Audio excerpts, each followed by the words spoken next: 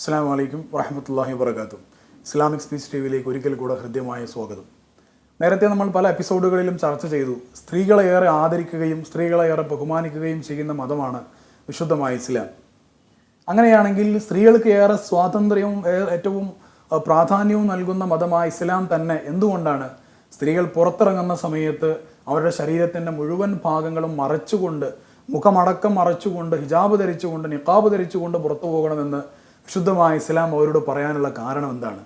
ഇത് സ്വാതന്ത്ര്യത്തിനുള്ള അല്ലെങ്കിൽ അവരെ പ്രാധാന്യം കൽപ്പിക്കുന്നതിൽ നിന്ന് വിരുദ്ധമായ ഒരു നടപടിയല്ലേ എന്നൊരു പക്ഷെ മാന്യമായും ന്യായമായും നമുക്ക് ചിന്തിച്ചു പോകാവുന്നതാണ്. ഇവിടെയാണ് വളരെ പ്രധാനപ്പെട്ട ഒരു കാര്യം നമ്മൾ മനസ്സിലാക്കാതെ പോകുന്നത്. എന്തുകൊണ്ടാണ് ഇസ്ലാം ഇങ്ങനെ പറയുന്നത്? ഇസ്ലാം ഇങ്ങനെ പറയാനുള്ള ശാസ്ത്രീയമായ വല്ല കാരണങ്ങളും ഉണ്ടോ? ഇത് മനസ്സിലാക്കുന്ന സമയത്ത് നമ്മൾ മനസ്സിലാക്കേണ്ട പ്രധാനപ്പെട്ട കാര്യം, ഇത് ചിന്തിക്കുന്ന സമയത്ത് നമ്മൾ മനസ്സിലാക്കേണ്ട പ്രധാനപ്പെട്ട ഒരു കാര്യം, ഒരു പുരുഷന് ലൈംഗികമായ ഉണർവ് ഉണ്ടാകുന്ന കാരണങ്ങളും ഒരു സ്ത്രീക്ക് ലൈംഗികമായ ഉണർവ് ഉണ്ടാവാനുള്ള കാരണങ്ങളും വ്യത്യസ്തങ്ങളാണ് എന്നതാണ്. ഒരു പുരുഷനെ സംബന്ധിച്ചിടത്തോളം കേവലം സെക്കൻഡുകളെ കൊണ്ട് ലൈംഗികമായ ഉണർവ്, സെക്ഷുവൽ അറൗസൽ ഉണ്ടാകുന്നുവെന്ന് സെക്സോളജിസ്റ്റുകൾ പറയുന്നു. ഒരു സ്ത്രീയെ സംബന്ധിച്ചിടത്തോളം ലൈംഗികമായ ഉണർവ് ഉണ്ടാവാൻ സാധാരണ രീതിയിൽ 15 to 20 മിനിറ്റ്സ്, 15 മുതൽ 20 മിനിറ്റ് വരെ സമയമെടുക്കും. ഒന്നാമത്തെ കാര്യം. അപ്പോൾ സെക്കൻഡുകളെ കൊണ്ട് ലൈംഗികമായ ഉണർവുണ്ടാവുന്നവരാണ് പുരുഷന്മാർ. ഇനി പുരുഷന്മാർക്ക് എങ്ങനെയാണ് ലൈംഗികമായ ഉണർവുണ്ടാകുന്നത്? ഭാര്യമാർക്ക് എങ്ങനെയാണ് ലൈംഗികമായ ഉണർവുണ്ടാകുന്നത്? പുരുഷന്മാർക്ക് ലൈംഗികമായ ഉണർവുണ്ടാവുന്നതിന് സഹായിക്കുന്ന ഏറ്റവും പ്രധാനപ്പെട്ട കാര്യമാണ് men respond to visual stimulations.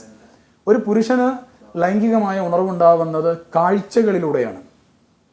ഭാര്യയുടെ നഗ്നമായ ശരീരം കാണുമ്പോൾ, അല്ലെങ്കിൽ നേരത്തെ ഭാര്യയുമായി ലൈംഗികമായി ബന്ധപ്പെട്ടതിനെക്കുറിച്ചുള്ള ചിന്തകൾ വരുമ്പോൾ, ആ മനസ്സിലുള്ള കാഴ്ചകളിലേക്ക് പോകുമ്പോൾ, ഇങ്ങനെയുള്ള ഇമേജസിലൂടെയാണ്, വിഷ്വൽ സ്റ്റിമുലേഷനിലൂടെയാണ് ഒരു പുരുഷനെ സംബന്ധിച്ചിടത്തോളം ലൈംഗികമായ ഉണർവുണ്ടാകുന്നത്. ഒരു സ്ത്രീയുടെ നഗ്നമായ ശരീരം അല്ലെങ്കിൽ വളരെ ടൈറ്റ് ഫിറ്റ് വസ്ത്രം ധരിച്ച് തെരുവിലൂടെ പോകുന്ന ഒരു പെൺകുട്ടിയെ സംബന്ധിച്ചിടത്തോളം ആ പെൺകുട്ടിയെ കാണുന്ന ഏതൊരു പുരുഷനിലും ലൈംഗികമായ അറൗസൽ, വാസോ കൺജഷൻ ആക്റ്റീവ് ആവുകയും ലൈംഗികമായ ജനൈറ്റൽസിൻ്റെ ഭാഗത്ത് ബ്ലഡ് സർക്കുലേഷൻ നന്നായിട്ട് വർദ്ധിക്കുകയും ഇദ്ദേഹത്തിന് സാധാരണത്തേതിലും കവിഞ്ഞ് അല്പം കൂടെ ധൈര്യമുണ്ടാവുകയൊക്കെ ചെയ്യുകയും സ്വാഭാവികമായിട്ടും സെക്ഷൽ അറൗസൽ ഉണ്ടായി കഴിഞ്ഞതുകൊണ്ട് ഈ സഹോദരിയെ നോക്കുകയും ഒരുപക്ഷെ കയറി പിടിക്കാവുന്ന സാഹചര്യമാണെങ്കിൽ കയറി പിടിക്കുകയും ഒരുപക്ഷെ അത് ബലാത്സംഗത്തിലേക്ക് വരെ പോകുവാനുള്ള സാധ്യതയും അവിടെയുണ്ട്. ഡൽഹിയിൽ ഒരു പെൺകുട്ടി ബസ്സിൽ വെച്ച് വളരെ ക്രൂരമായ രീതിയിൽ ബലാത്സംഗം ചെയ്യപ്പെട്ടതിനെ കുറിച്ച് നമ്മളെല്ലാവരും കേട്ടവരാണ്. ഈ ഒരു സംഭവത്തെക്കുറിച്ച് കേരളത്തിലും ഇന്ത്യയിലും ഇന്റർനാഷണൽ തലത്തിലുമുള്ള ഒരുപാട് മീഡിയകൾ ഒരുപാട് കാര്യങ്ങൾ അതിനെക്കുറിച്ച് ചർച്ച ചെയ്തിട്ടുണ്ട്. ഇന്ത്യയിൽ തന്നെ വാജ്പേയി അദ്വാനി അടക്കമുള്ള ജസ്റ്റിസ് കേരളത്തിലെ വി ആർ കൃഷ്ണയ്യർ അടക്കമുള്ള ഒരുപാട് ആളുകൾ അതിനെക്കുറിച്ച് ഒരുപാട് കമൻറ്റും ചെയ്തിട്ടുണ്ട്. ആ ആളുകൾക്ക് എന്ത് ശിക്ഷ കൊടുക്കണം, അവരെ തൂക്കിക്കൊല്ലണം, അവരുടെ ലൈംഗിക ശേഷി ഇല്ലാതാക്കണം, അതുപോലെ അവരെ മരണം വരെ അവർക്ക് ക്രൂരമായ പീഡനങ്ങൾ നൽകണം തുടങ്ങി പല രീതിയിലുള്ള ഒരുപാട് വ്യത്യസ്തമായ തരത്തിലുള്ള ശിക്ഷകൾ അവർക്ക് കൊടുക്കണമെന്ന് പലരും ആവശ്യപ്പെട്ടു. ഇവിടെ ചർച്ച ചെയ്യപ്പെടാതെ പോയ വളരെ പ്രധാനപ്പെട്ട ഒരു കാര്യം എന്ന് പറയുന്നത് എന്തുകൊണ്ട് ഈ ബലാത്സംഗം സംഭവിച്ചു എന്നതാണ്. എന്തുകൊണ്ടാണ് ബലാത്സംഗം സംഭവിച്ചത്? അർദ്ധരാത്രി 1 മണി സമയം കഴിഞ്ഞ് ഏതോ ഒരു അന്യപുരുഷനോട് കൂടെ വേറെയും കുറേ സ്ട്രേഞ്ചേഴ്സ് ആയിട്ടുള്ള പുരുഷന്മാരുള്ള ഒരു വാഹനത്തിൽ കയറി പെൺകുട്ടി യാത്ര ചെയ്തു എന്ന ആ ഒരു സിറ്റുവേഷനിൽ നിന്നാണ് ഏതൊരു പുരുഷനെ സംബന്ധിച്ചിടത്തോളം, ഞാൻ പറഞ്ഞു, ഒരു പെൺകുട്ടിയെ കാണുന്ന സമയത്ത് ആ പെൺകുട്ടിയുടെ, പ്രത്യേകിച്ചും ഇന്നത്തെ കാലത്ത് നമ്മുടെ സഹോദരിമാരുടെ പർദ്ദയിൽ പോലും വളരെ ടൈറ്റ് ഫിറ്റായ പർദ്ദ ധരിച്ച് പുറത്തിറങ്ങുന്ന സഹോദരിമാർ, അതുപോലെ തന്നെ മറ്റു വസ്ത്രങ്ങൾ ടൈറ്റ് ഫിറ്റ് വസ്ത്രം ധരിച്ച് പുറത്തിറങ്ങി പോകുന്ന നമ്മുടെ സഹോദരിമാർ, ഇവരെ കാണുന്ന ഏതൊരു പുരുഷനിലും അഡ്രിനാലിൻ എന്ന് പറയുന്ന ഹോർമോണും അതുപോലെ തന്നെ സെക്ഷൽ അറൗസൽ ഉണ്ടാവുകയും ചെയ്യുന്നത് കൊണ്ട് സ്വാഭാവികമായി ഉണ്ടാകുന്ന ഒരു പ്രോസസ്സാണ് ഒരു പെൺകുട്ടിയിലേക്ക് നോക്കാൻ വേണ്ടി പുരുഷനുണ്ടാകുന്ന ഒരു ത്വര എന്ന് പറയുന്നത്.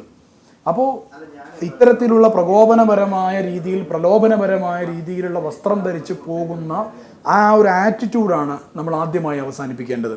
അപ്പോൾ എന്തുകൊണ്ടാണ് ഇസ്ലാം ഇങ്ങനെ നിഖാബ് ധരിക്കാൻ പറയുന്നത്?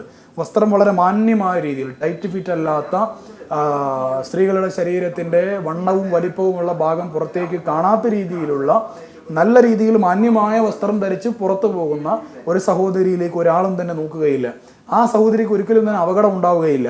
അപ്പോൾ ശാരീരികമായ നോട്ടങ്ങളെ കൊണ്ടുള്ള, അതുപോലെ തന്നെ കയ്യേറ്റങ്ങളെ പോലെയുള്ള, ബലാത്സംഗങ്ങളെ പോലെയുള്ള എല്ലാവിധ പ്രശ്നങ്ങളിൽ നിന്നുള്ള ഒരു വലിയ പരിഹാരം എന്ന രീതിയിലാണ് ഈ സഹോദരിയെ കണ്ടാലേ മറ്റുള്ള പുരുഷന്മാർക്ക് താല്പര്യം ഉണ്ടാവുകയുള്ളൂ, സെക്ഷ്വൽ അറൗസൽ ഉണ്ടാവുകയുള്ളൂ. പുരുഷന്മാർക്ക് എന്തുകൊണ്ട് ഇങ്ങനെ ഉണ്ടാവുന്നു, അവർക്ക് ഉണ്ടാവാതിരുന്നാൽ പോരെ എന്ന് ചോദിക്കുന്നതിൽ അർത്ഥമില്ല. കാരണം കല്യാണം കഴിഞ്ഞാലും സ്വന്തം ഭാര്യയുടെ ശരീരം, നഗ്നമായ ശരീരം കാണുമ്പോഴാണ് പുരുഷന് ലൈംഗികമായ ഉണർവുണ്ടാകുന്നത്. അതങ്ങനെ തന്നെ അള്ളാഹു വെച്ചിട്ടുള്ള ഒരു സംവിധാനമാണ്. അത് നമുക്കൊരിക്കലും ഒഴിവാക്കാൻ കഴിയുകയില്ല. അപ്പോൾ ഈ രീതിയിൽ പുരുഷന്മാരെ പ്രകോപിപ്പിക്കാത്ത രീതിയിൽ വസ്ത്രവും ധരിച്ച് മാന്യമായ പെരുമാറ്റവുമായി പുറത്തു പോകുന്ന സഹോദരിമാരാണെങ്കിൽ അവരെ സംബന്ധിച്ചിടത്തോളം അവരുടെ ശാരീരികമായും അവരുടെ സാംസ്കാരികമായും നല്ല ഒരു രീതിയിൽ മുന്നോട്ട് പോകുന്നത് കൊണ്ട് അവരെ സംബന്ധിച്ചിടത്തോളം ഇത്തരത്തിൽ ഒരു അപകടം ഇല്ലാതിരിക്കുകയും അവരുടെ പേഴ്സണാലിറ്റി എല്ലാ അർത്ഥത്തിലും സേഫായിരിക്കുകയും ചെയ്യുന്നു എന്നതാണ് അതിൽ നിന്ന് നമുക്ക് കിട്ടുന്ന ഏറ്റവും പ്രധാനപ്പെട്ട ഒരു കാര്യം.